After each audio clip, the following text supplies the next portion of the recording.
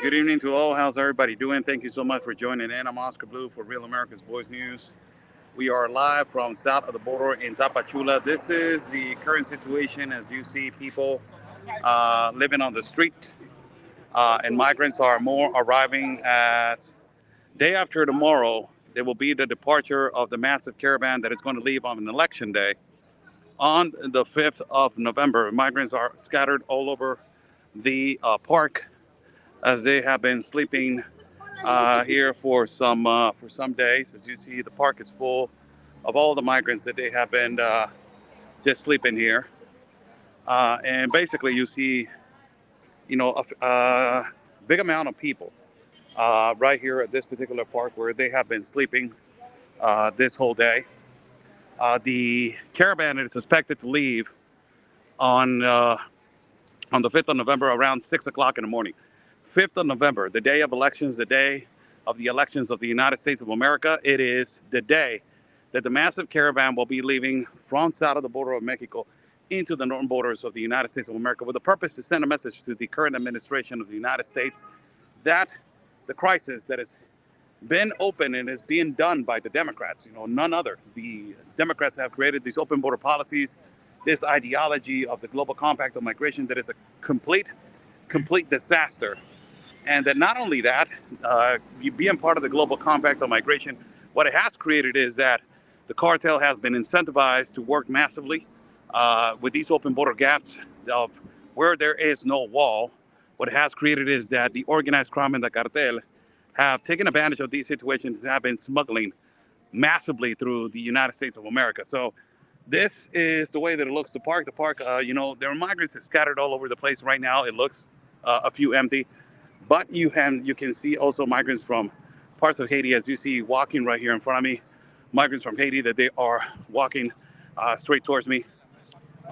You are going to see a lot of the different types of population of all types of migrants. As I have walked with migrants from all parts of the world, all parts of places, and ultimately there was migrants that they were staying at this particular point right here, but they're not here anymore.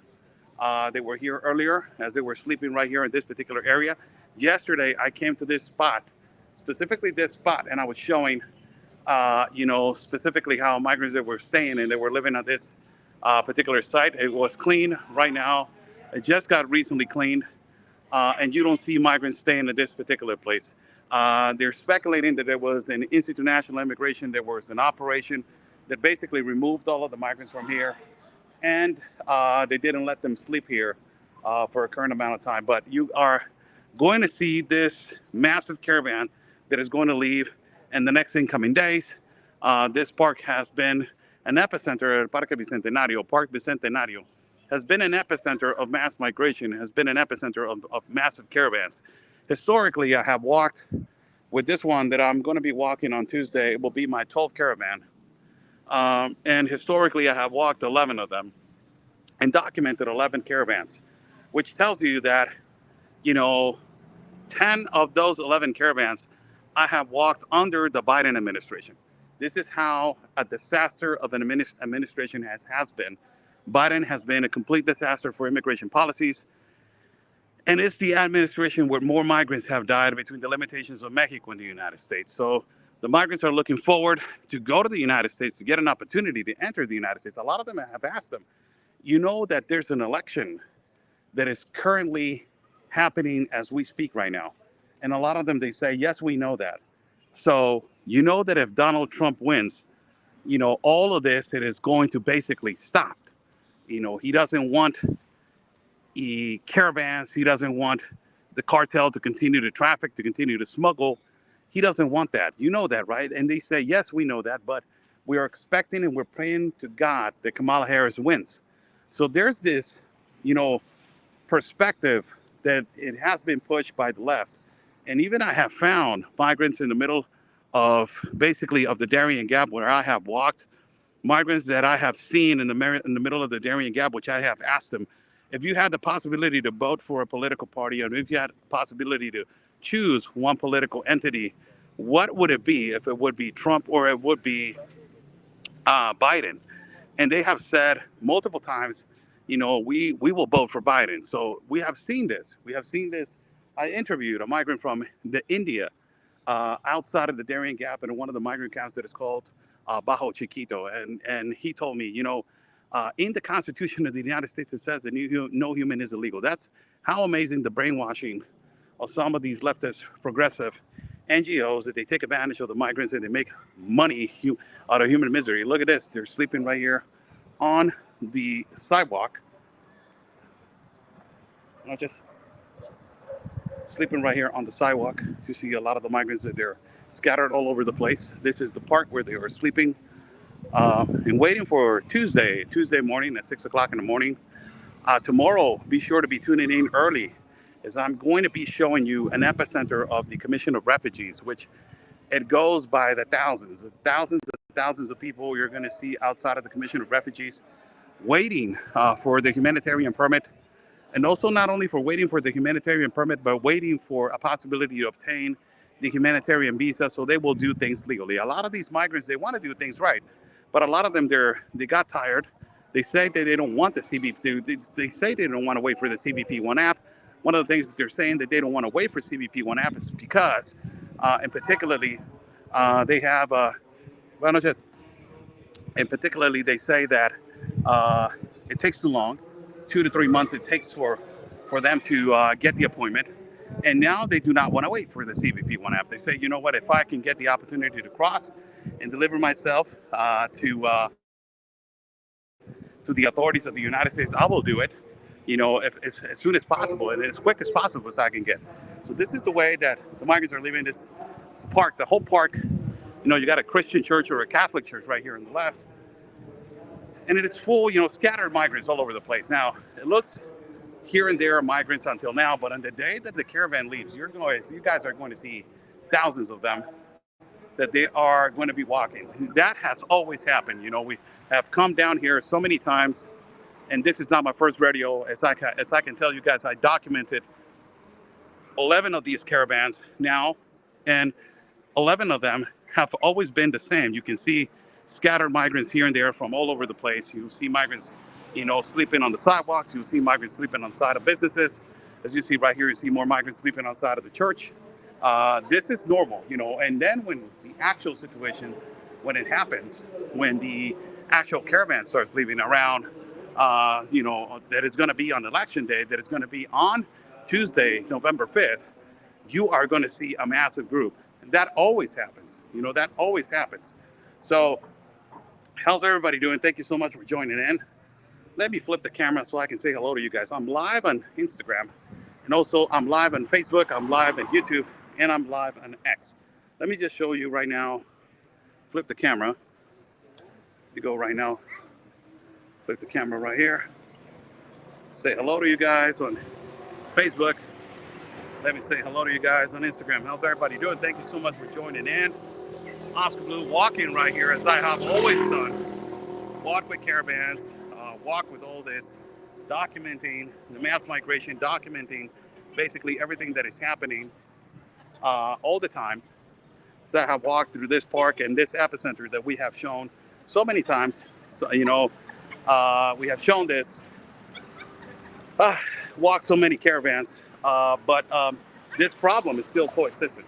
This is the number one issue. This problem has never been resolved. These immigration policies that are being implemented by the Democrats have never worked. They are not working, these immigration policies. And as a matter of fact, it is more of a collateral damage that is causing to the migrants. It's more of a collateral damage because these immigration policies have never been fixed. And ultimately, it continues with this disaster of disaster. So let me flip the camera again. People on Instagram, let me flip the camera for you guys to see. So on election day, as crazy as it sounds, and as crazy as you can imagine, on election day, there is going to be a massive caravan leaving the south of the border. And this is actually, it is not a lie. It is all reality. And you're talking about hundreds and hundreds of them, trying to leave this bottleneck that has been a huge problem right here, that is Tapachula. There is a huge bottleneck of migrants, huge bottleneck that has never been fixed, and that it continues. And that is a big disaster. One of the things that clearly it is a huge problem. It is the enormous smuggling of children, unaccompanied minors, into the United States of America. That is a problem that right now the current administration has not spoke about it, because the ones that they have the power of the borders is the United Nations, and they're using their proxies that are all these NGOs that are basically are the ones that they have the power of the border. This due to the global compact of migration. So, you know, it is unbelievable that this is continuing, that nobody's putting attention to it, that is not an aggravated situation, which is supposed to be concerning right now in election time.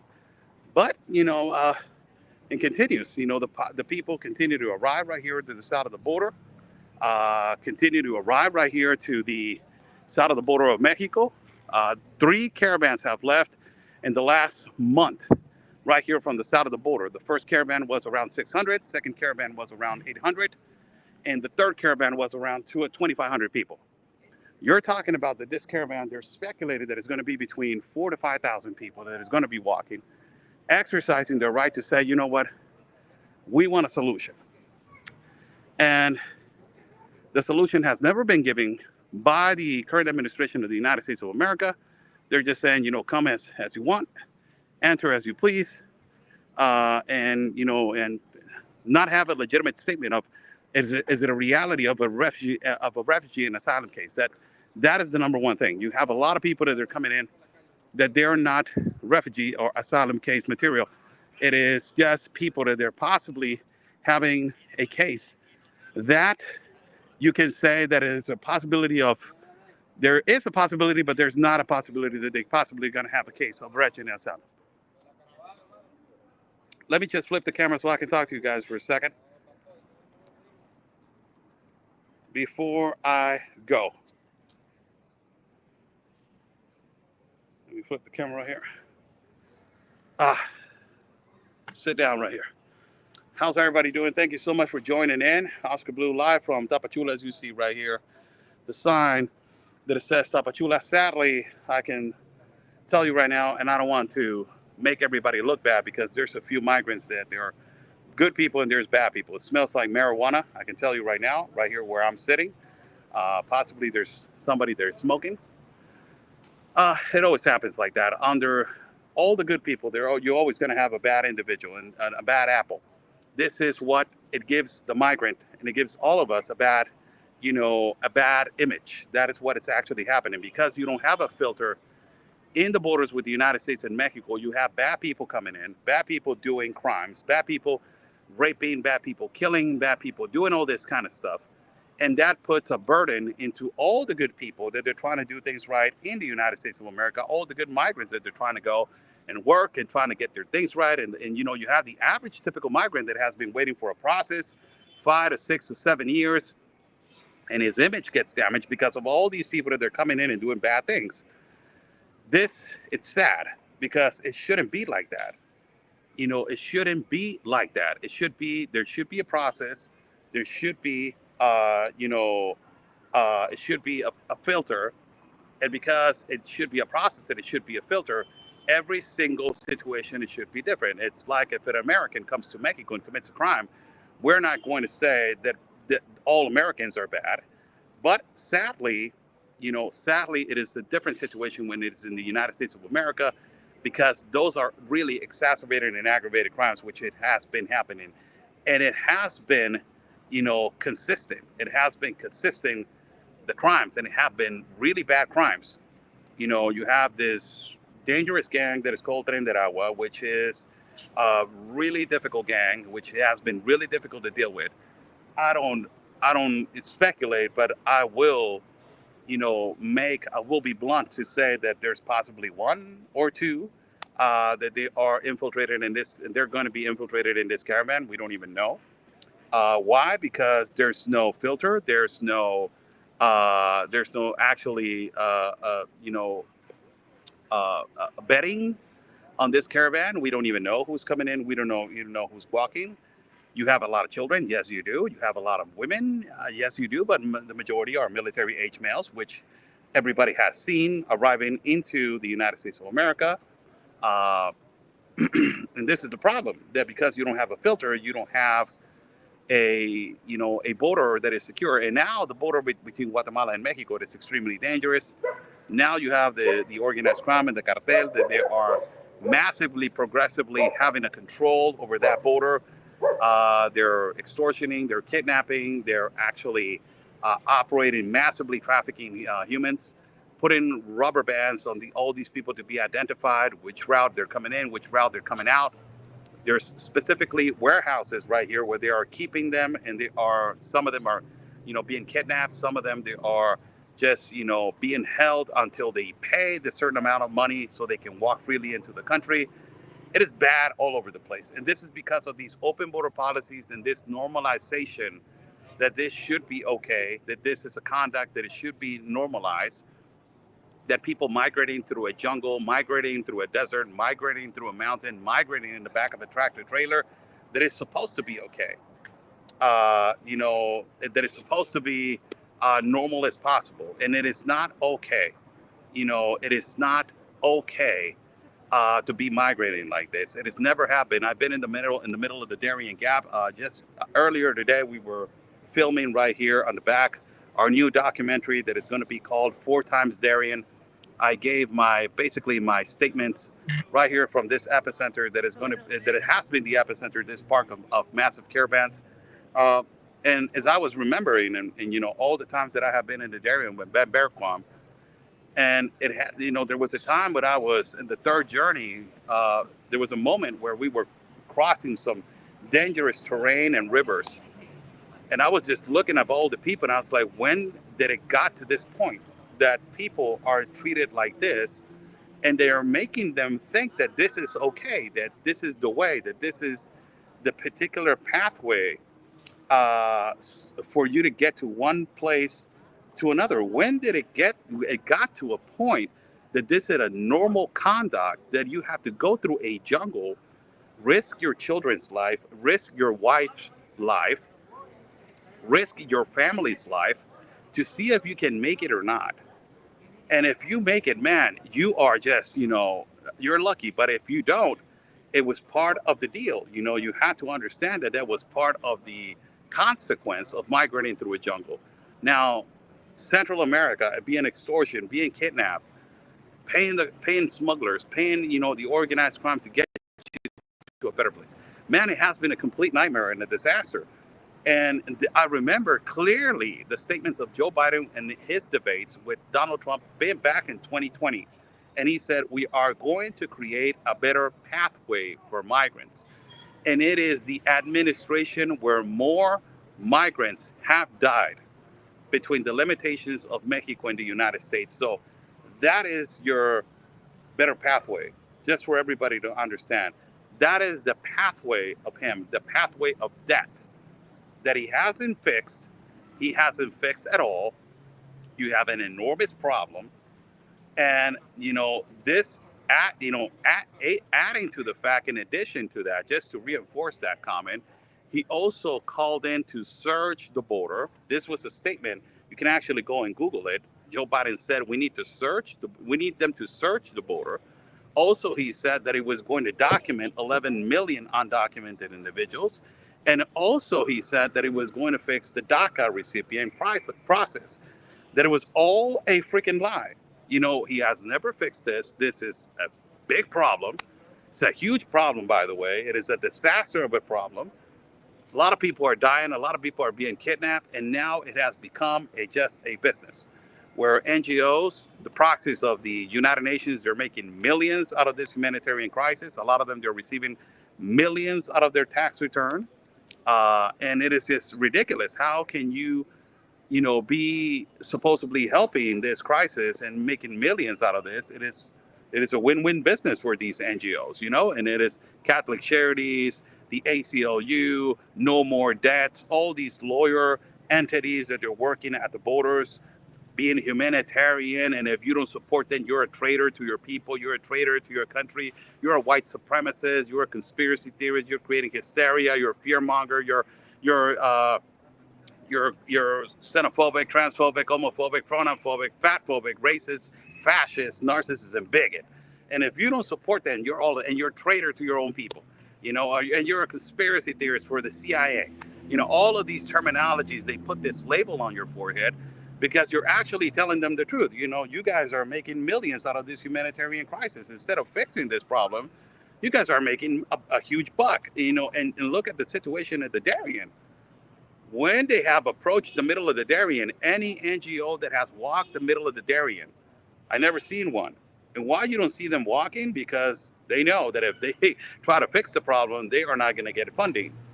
And, it is never going to get fixed. And if you don't fix this problem, there's never going to be a solution. And they have the solution. They created the problem. They have the solution. And the solution is giving them a lot of money.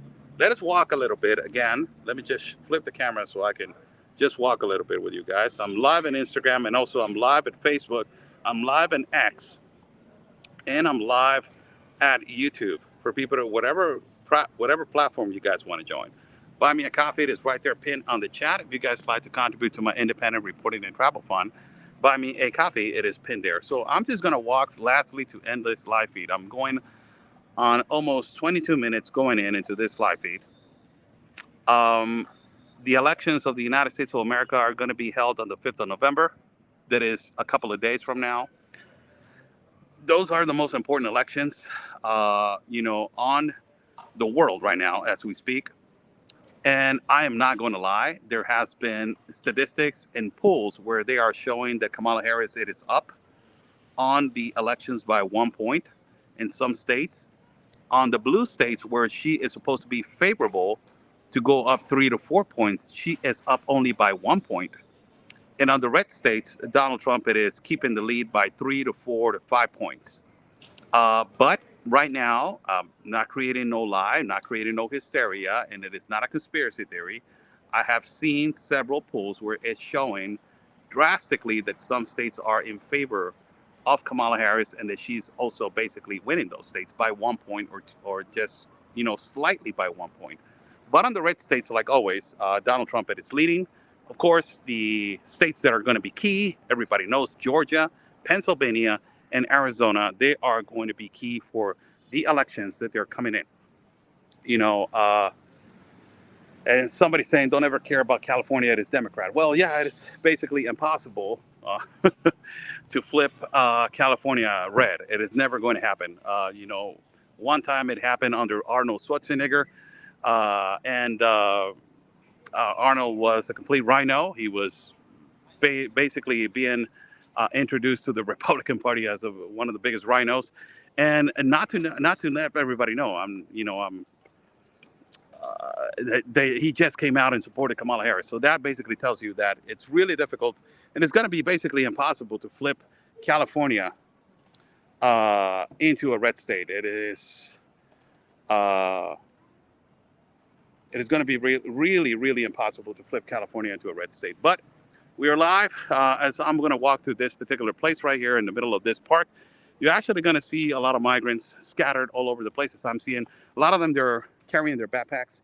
You see a lot of them sleeping right here on the front. You're going to see two people sleeping right here. They're waiting for the day that is on the 5th of November, that they're actually going to be leaving, walking. And this is what we have heard. This is a speculation that we have heard.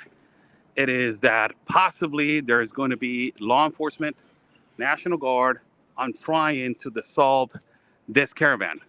FYI, for everybody that is listening, this has happened in the past. And what has happened in the past is that when they do this, there is going to be a confrontation, which is mean. What kind of confrontation? Between migrants and National Guard. The National Guard of Mexico only carries shields and batons. And they don't usually use these kind of utensils to basically hurt the migrants. They are not authorized to defend themselves in one way. They're only authorized to dissolve. And I don't really get that. I don't really understand. But if the migrants have, I have been in several caravans where they have been aggravated confrontations, extremely aggravating confrontations between the National Guard and the immigrants. They have deployed in the past, in some several occasions, they have deployed National Guard officials to dissolve the caravan. They have sent hundreds of, Institute National Immigration officials with National Guard officials to try to dissolve this caravan. Past caravans, I don't know if they're going to do this on this one. They're speculating that there's a possibility that they're going to do it. Why? Because, it's election day. It's politically incorrect, and it will look politically bad for the current administration of the United States of Mexico. Because there has been three caravans that they have been formulated and created until this point under the new president, Claudia Sheinbaum, that it looks and it feels like it is basically diplomatic extortion. Why? Because all of a sudden, you know, just 1 month away from elections, and you have three caravans that are being created. What has happened? Something that is going on.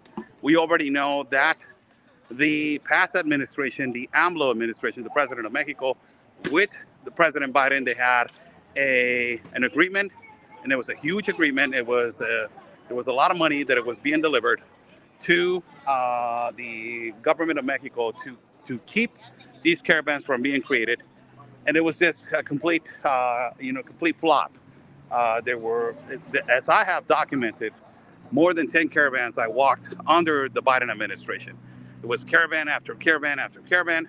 Now we're coming to an end of the Biden era, and until now, we are going to have on the 5th of November 11 caravans that they were created under the Biden administration. For everybody that it is watching. Crazy. I will see some comments. I'm Justin Aker. How you doing, ma'am? God bless your dear heart. Are the migrants hiding in like pockets? No, no, no, no. They're not. A lot of them they're staying on private hotels, small hotels right here. I can show you one right here. Let me just show you one that they're staying at. A lot of them, they rent these rooms. They're extremely cheap rooms, which they rent them just to stay the night. And they pay these rooms just for them to stay the night. And the price is really cheap for night. It's possibly like 200 pesos, 300 pesos. That is less than $20. In some cases, it is like $15, $16. You have several places where they are renting. And one of them is right there all the way to the front of that building. It is a place where they rent. So, a lot of the people say, so where are they? On the day that this actually happens, you will see a massive amount of people. Tomorrow I will be live around the time of 6 o'clock Central Time. I will be live for everybody, broadcasting to you guys live from the Commission of Refugees, where you are going to see a massive amount of people waiting for the humanitarian visa. These are people that they want to stay in Mexico and possibly later on their process move to the United States borders. This has actually been cleaned right now. They came over here and cleaned this area, as a lot of the migrants have been staying on this area. So these are some of the places. This building right here on top that you see, it is full with migrants from Haiti. That building that you see right here in the front, on the top, right there where you see that white banner, on the top you will see a lot of migrants from Haiti. That is a place where they have been staying right here on the top of this place that is kind of like a 7-Eleven, but it's a Mexican 7-Eleven. It's called Oxxo. That is a place where they have been staying, and it has been known that that particular place is full with migrants from this particular entity. There was a couple of hours ago migrants right here. I don't know why it got cleaned. The majority of the times where it is clean, it is because the authority came and told them, hey, you know what, you need to move. And they move, and they need to move to other places, which means the other place is where I was walking. That, right now you kind of see a scattered 100 to 150 to 200 migrants. That on the list that they have been putting together this list so they can take it to the Commission of Refugees, so they can have an authorization for the international organizations to protect them as they are walking on the highway of Tapachula. The numbers that are being speculated on this list go between 3 to 4,000, and it is expected to grow from 4 to 5,000. That is what they're saying. I don't usually go by these numbers. What I go by, it is actually the number as I am seeing it, as I am walking it. I don't go by the numbers as before. I go by the numbers that I actually see when I see the caravan. And how I see this caravan, how can I see how can I see the caravan and the amount of people? I have been in multiple caravans, and in my experience, I can actually say like, ah, this is a 2,000 caravan. Oh, this is a 3,000 caravan. This is a 4,000. This is a 5,000. This is 6,000. I actually can see that. And you actually ask the leader of the caravan, he will tell you, you know what, it is around this amount of people that they are actually walking. Thank you. What's the attitude of the nationals? Uh, Possible riots? No, no, no, no, no. The locals from Tapachula, they have been demanding the authorities for this to end. A lot of them, they are tired, but a lot of them, I'm not going to lie to you, it has helped the normal economy. The average economy. Like you can see this mom and pop business right here in the front, all the way to the back.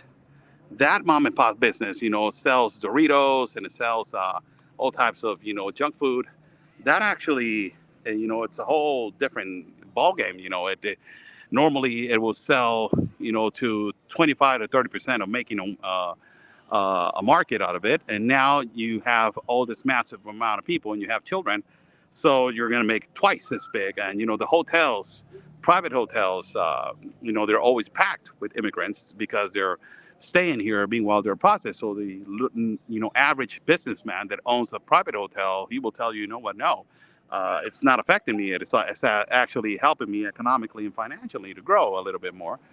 So you will have the average local that is mad, that is upset, but also you will have another local that it will actually tell you, it has helped me in the economy, which it is a collateral and it is a domino effect that it can take me to what is actually happening in Colombia, where in the parts of Necoclí where the migrant goes and enters the jungle, you actually have local shopping carts outside of this departure small municipal city where they have these shopping carts where they're selling boots, they're selling little stoves, they're selling camping tarps, they're selling all this kind of stuff for you to enter before the jungle. So it has become a market business.